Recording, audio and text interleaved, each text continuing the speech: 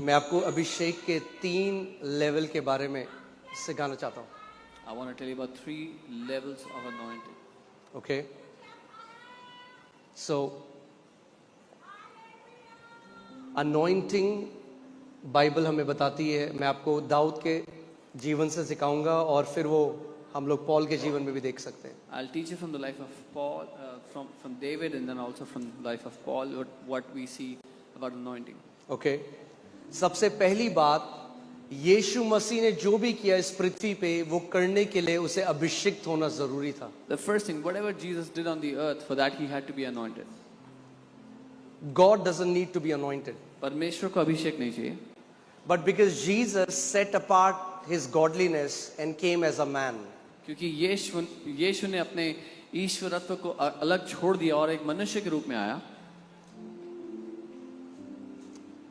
प्रेरितों के कार्य 10:38 में लिखा है, परमेश्वर ने कैसे यीशु नासरी का पवित्र आत्मा और सामर्थ के साथ अभिषेक किया कि वो भलाई करता फिरा और जो शैतान के सताए थे उन सबको चंगा करता फिरा. Acts 10:38 it says how God anointed Jesus of Nazareth with Holy Spirit and power, who went about doing good and healing all those who were oppressed by the devil. For Jesus to fulfill the assignment, he had to be anointed with the Holy Spirit and power. यीशु अपने मकसद को पूरा कर सके उसके लिए उसको पवित्र आत्मा और सामर्थ्य का अभिषेक मिला. If we are not anointed, we will have dead ministries. अगर हमारा अभिषेक ना हो तो हमारी सेवकाई मरी हुई होगी. Okay. और जो anointing मैंने आपको बताया, anointing परमेश्वर की सामर्थ है जो एक इंसानी रूपी बर्तन के द्वारा कार्य करती है. And I told you, anointing is the power of God that works through a man. It's the anointing that sets people free. वो अभिषेक है जो लोगों को आजाद करता है. Amen. जो आप यहाँ पे हर संडे गवाहियां देखते हैं, The testimonies you see every जो आप week, देख रहे हैं कैंसर हील होते हुए, अंधे देख रहे हैं, what you're seeing बहरे happening सुन रहे here, हैं, cancers being healed, ये कोई इंसान नहीं कर सकता. no man can do this. ये परमेश्वर का सामर्थ है, ये वो अभिषेक है जो लोगों को फ्री करता है. This is the power of God, the anointing that sets people free. Amen. और ऐसी सभाओं में जब हम आते हैं, And when we come for such meetings, you know, meetings like these, many get commissioned into 5-fold offices. बहुत से लोग जो 5 सेवकाइयां हैं उस दफ्तर में नियुक्त किए जाते हैं. Amen.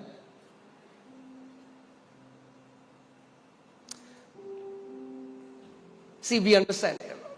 Theologically, we can say everybody is anointed, right? Everybody is anointed.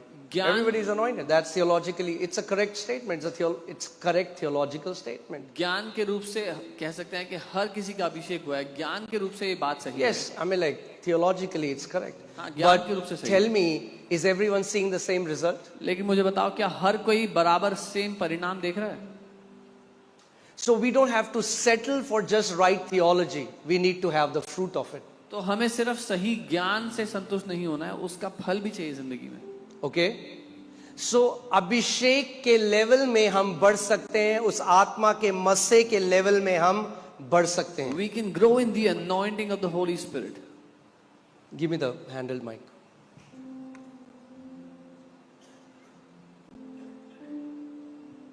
Okay?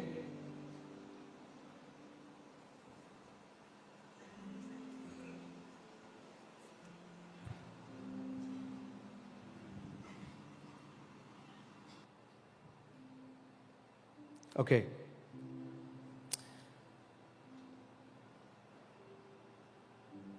मैं ज्यादा टाइम इस पर नहीं लूंगा, मैं जल्दी से आपको थोड़ा ये सिखाऊंगा. I'll teach you this quickly. पहला शमूएल 16:13, 1 Samuel 16:13. Let's see what the Bible says. देखते हैं बाइबल क्या कहती है. 1 Samuel 16:13. Then Samuel took the horn of oil and anointed David in the midst of his brothers, and the Spirit of the Lord came upon David from that day forward. तब शामुएल ने अपना तेल का सींग लेकर उसके भाइयों के मध्य में उसका यानी कि दाऊद का अभिषेक किया, और उस दिन से लेकर भविष्य को यहोवा का आत्मा दाऊद पर बल से उतरता रहा। That you can say is the first level of anointing, where God anoints you in front of your brothers or people who are very close to you. They start to see what has happened to you. ये अभिषेक का पहला स्तर है जहां पर परमेश्वर आपके भाइयों के बीच में, आपके बराबर के लोगों के बीच में आपका अभिषेक करता है, और फिर वो देखने लगते हैं क्या हो रहा है आपके साथ। Okay, so David was anointed in front of his brothers. Dawood का अभिषेक हुआ उसके भाइयों के सामने। That's when you get anointed, the first level that happens is that people who are close to you, they would see a difference in your life. जब आपका अभिषेक होता है तो जो लोग आपके करीब हैं उनको एक फर्क दिखने लगता है। उसके बाद जो करीब में है वो देख लेते हैं कुछ फर्क है। they see that there's a difference, those who are near you. Okay, ये पहला है level. This is the first level. दूसरा 2 Samuel 2:4. दूसरा Samuel 2:4। Then the men of Judah came there and they anointed David king over the house of Judah. तब यहूदी लोग गए और वहां दाऊद का अभिषेक किया कि वह यहूदा के घराने का राजा हो। Okay, now this anointing which was just affecting your neighborhood or people who are close to you, now ये जो अभिषेक है जो केवल आपके आसपास को पहले प्रभाव डालता था, अब पूरे आपके शहर के ऊपर प्रभाव डालने लग जाएगा। The anointing which was only affecting people that were close to you will now start to affect your city. Okay, now your city will start knowing. अब आपका शहर जानने लगेगा। That's what the anointing will do. ये करेगा अभिषेक। You will start to impact that city. आप उस शहर को प्रभावित करने लगोगे। Third, 2 Samuel 5:3. दूसरा शामिल 5:3। Therefore all the elders of Israel came to the king at Hebron, and King David made a covenant with them at Hebron before the Lord, and they anointed David king over Israel. अतः सब Israeli पुरनिये Hebron में राजा के पास आए, और दाऊद राजा ने उनके साथ Hebron में यहोवा के सामने वाचा बांधी, और उन्होंने इजराइल का राजा होने के लिए दाऊद का अभिषेक किया। And as the influence of that anointing keeps growing, the third level is that you will start to impact your entire nation and nations. और जैसे उस अभिषेक का स्तर बढ़ने लगता है, उसका जो तीसरा स्तर है वो ये है कि आप अपने देश और देशों को प्रभावित करने लगते हो। We see the same thing in the life of Apostle Paul. हम प्रेरित पौल के जीवन में भी यही देखते हैं। Do you know that he was not called as an apostle before? But again, we don't have the time to go there. आप जानते हैं वो अपोस्टल के रूप में नहीं बुलाया गया था पहले। पर मैं ये आपको, यीशु मसीह ने भी क्या कहा, तुम मेरे गवाह होने के लिए बुलाए गए हो। पहले कहां पे? हाँ, नींद आ गई। Jesus said, "You're called to be my witnesses." Where? First हाँ, where? तुम मेरे गवाह पहले कहां ठहरोगे? अरे क्या हो गया भैया? ठीक है सब? कहां ठहरोगे गवाह? गवाह सो गए क्या? कहां ठहरोगे मेरे गवाह? पहले यरूशलेम में, यानी जहां के तुम हो, पहले वहां, फिर यहूदिया, फिर सामरिया, फिर पृथ्वी के छोर तक तुम मेरे गवाह ठहरोगे। The first place where you belong to, then the neighboring states, and then to the ends of the earth. As the anointing grows or matures, I can say it's the same anointing, but it matures as it grows to maturity. It first impacts your kin, your family, your neighbors, your friends. जब मैं सबसे पहले परमेश्वर की आत्मा से भरा, तो मेरे सारे जो दोस्त थे, मैं उनको प्रभु में लाने लगा, उनको पवित्र आत्मा से भरने लगा। सो मेरे दोस्त पहले इंपैक्ट हुए, मेरे रिश्तेदार, आप देखते हो मेरे कजन है यहाँ पे, पापा है, मेरे चाचा, मेरे रिश्तेदार प्रभु में आने लगे। हल्के हल्के जैसे अनॉइंटिंग मैच्योर होती है, फिर आपका शहर प्रभाव होता है उससे, फिर बाद में आपका देश प्रभाव होता है, फिर बादों में देश के देश प्रभाव होते हैं। When I got saved, first my friends started to get saved. They got affected by the anointing. My relatives, my family got saved. Then once your friends, your near people are saved, then your city starts to get affected. Then your nation and the nations of the earth. Okay. So maturing the anointing is a process. It cannot happen in a day. अभिषेक का सयाना होना एक प्रक्रिया है, एक दिन में नहीं हो सकता। But I'm saying is, you know हमारे परमेश्वर की ना एक चीज है उसमें, There is something about our God.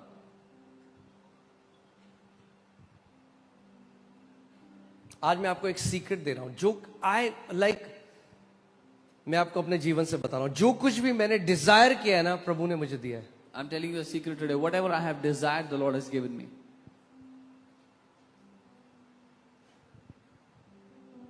मैं आपको प्रभु के सामने बता रहा हूं ये बात. I'm telling you before the Lord. कुछ भी उससे पाना उसके राज्य के लिए, have earnest desire for it, वो होने लग जाएगा आपके साथ. आप एक गहरी चाहत रखो, it will start to happen to you.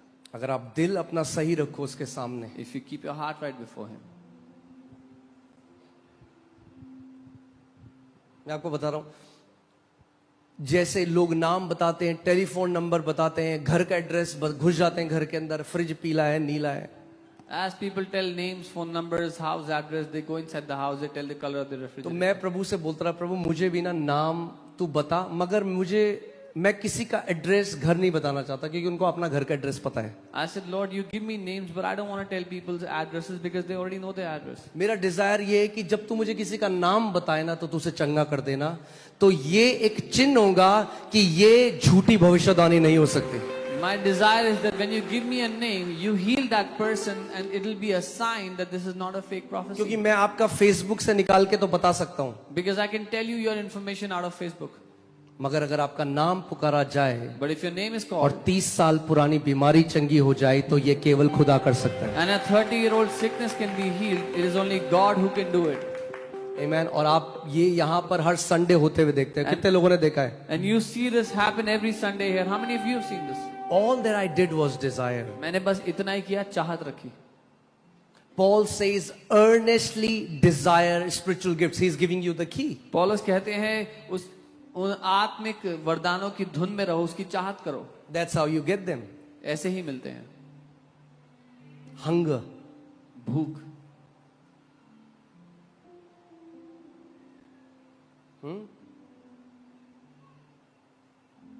परमेश्वर हिंदुस्तानी माओं की तरह नहीं है. God is not like Indian mothers. वो ठूसता नहीं है मुंह में जब भूख ना हो. He doesn't feed unnecessarily when the child is not hungry. Okay अगर आप भूखे हो उसके राज्य के लिए. और you are- दूसरा सबसे इंपॉर्टेंट चीज, हमें अभिषेक क्यों चाहिए? Why do we need the anointing? अगर आपके अंदर तरस है उन लोगों के लिए जो सफर कर रहे हैं, जो बीमारी में हैं, तो परमेश्वर आपको वो देगा. If you have compassion for those who are suffering, who are in different sicknesses, God will give it to you. Amen. That was the secret of the ministry of Jesus. यीशु की सेवकाई का ये रहस्य था. बाइबल कहती है वो भीड़ को देखता था और तरस से भर जाता था. Bible says he would look at the crowd and he'll be filled with compassion. I'm telling you, if you can shed your tears in the middle of night for the sick, God will heal the sick through you. अगर आप आधी रात को बीमारों के लिए आंसू बहा सकते हो, परमेश्वर आपके द्वारा बीमारों को चंगा करेगा. उन बीमारियों को जिनका मेडिकल साइंस के पास कोई क्योर नहीं. Those sicknesses that have no cure in the medical science.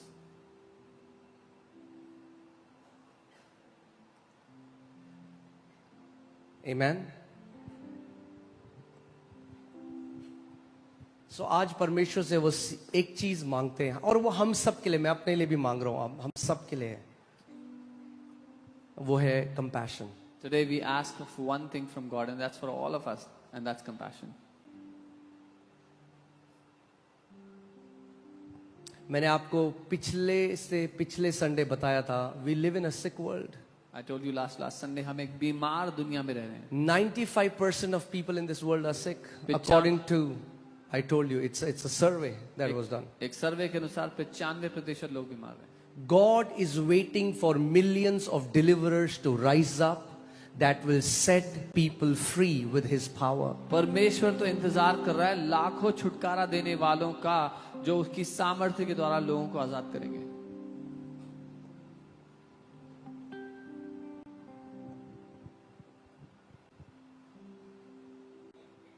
आप जानते हैं जब हमने शुरू किया, जब पास्टर सामर्थ हम लोग एक कमरे में थे, You know, when we started, when we were in a small room,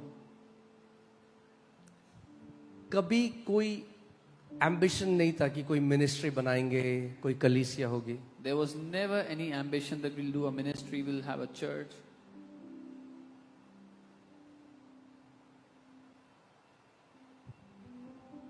गोल ये था कि जो यीशु हमें मिल गया ना, वो जो भी मिलेगा उसको देंगे. The goal was that Jesus we have found, we'll give to everybody we meet.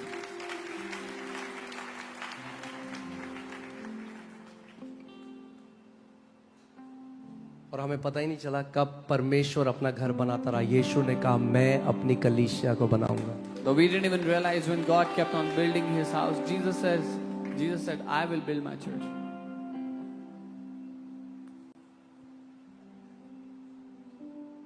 Amen. And I pray that we'll never lose that compassion till our last breath. और मैं प्रार्थना करता हूँ कि वो तरस हम कभी भी ना गवाएं अपनी आखिरी सांस तक. Amen. आपको पता है परमेश्वर वेट कर रहा है, उसको इतने सारे लोगों को चंगा करना है. Do you know God is waiting? He has to heal so many people. अरे एक बंदे से क्या होगा? What can one man do?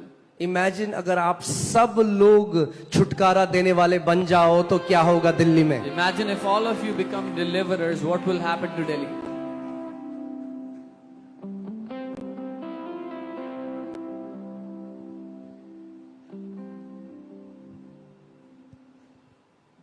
Amen. Hallelujah. Can we pray together? क्या हम साथ में प्रार्थना कर सकते हैं? Can you stand up?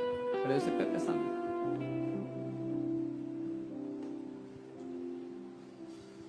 Let's ask compassion from the Lord, because that compassion cannot be faked. It cannot be manufactured. It has to be given by Lord himself. हम प्रभु से तरस मांगे क्योंकि वो तरस जो है वो खुद से पैदा नहीं किया जा सकता, प्रभु की ओर से ही मिलता है.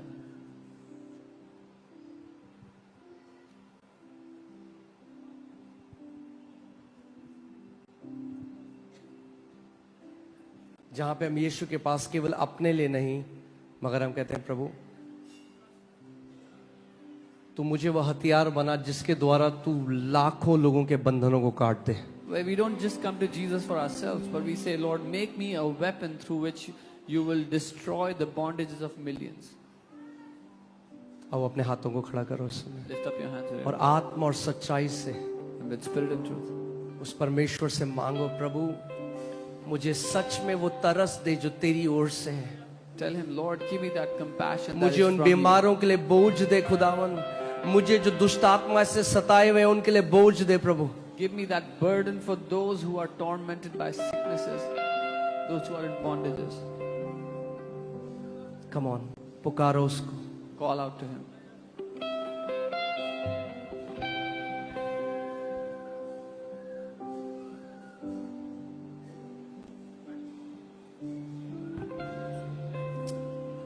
Father, we ask for your compassion.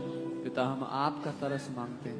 We know it is not our compassion, Lord. हम जानते हैं ये हमारा खुद का तरस नहीं. अपना तरस हमें दे प्रभु. Give us your compassion, Lord. अपना तरस हमें दे प्रभु. Give us your compassion, Lord.